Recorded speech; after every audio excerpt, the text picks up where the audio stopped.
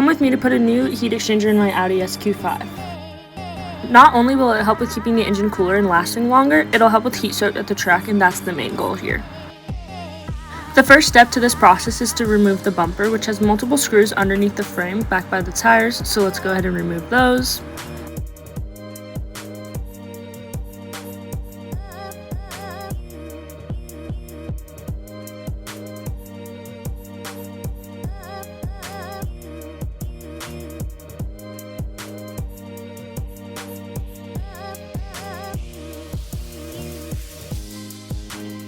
There's also some key bolts underneath the grill that you want to get to unscrew in order to pop that grill off.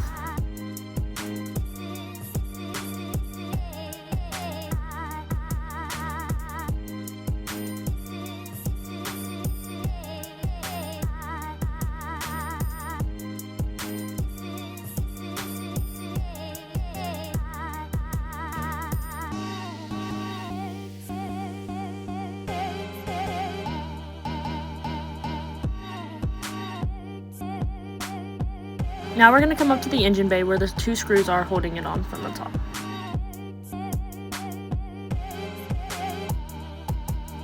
I ended up moving the car locations, but now let's go ahead and pop off the grill.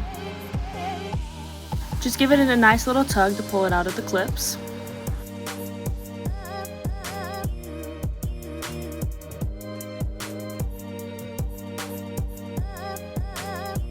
Make sure you gently set it down so you don't scratch any of the paint.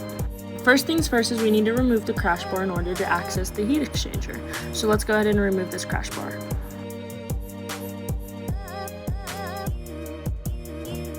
Then you want to go ahead and unplug the sensors, which you can see I did here. There are sensors on each side that you want to make sure you unplug so nothing gets damaged when removing it.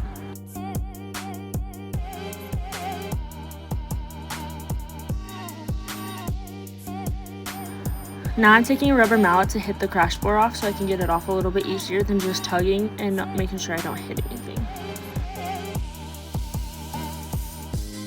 Then you want to go ahead and unplug all the coolant lines from the heat exchanger, let the coolant drip for a little bit before we remove it to put on the new one.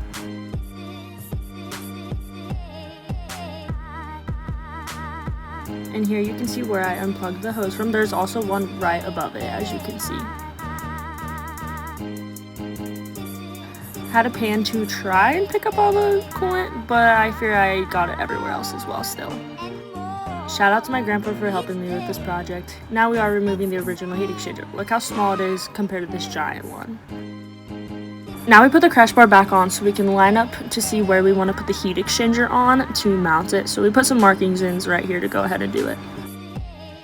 Now that we have it drilled and on, look how big that heat exchanger is compared to the old one. I mean, look at the difference. We got the new coolant lines adapting to the left side. We have the lower one on the far left side, and we ran it all the way through the bottom. And we have the right one going right in there too. Alright, now we're going to put the grill back on. We got to put these little screws in right here on the top. This is going to be your first step to make sure everything stays aligned right there. Then we're going to come underneath the engine bay and put the bumper back on, which also has the blanket to cover so it can't just fall off.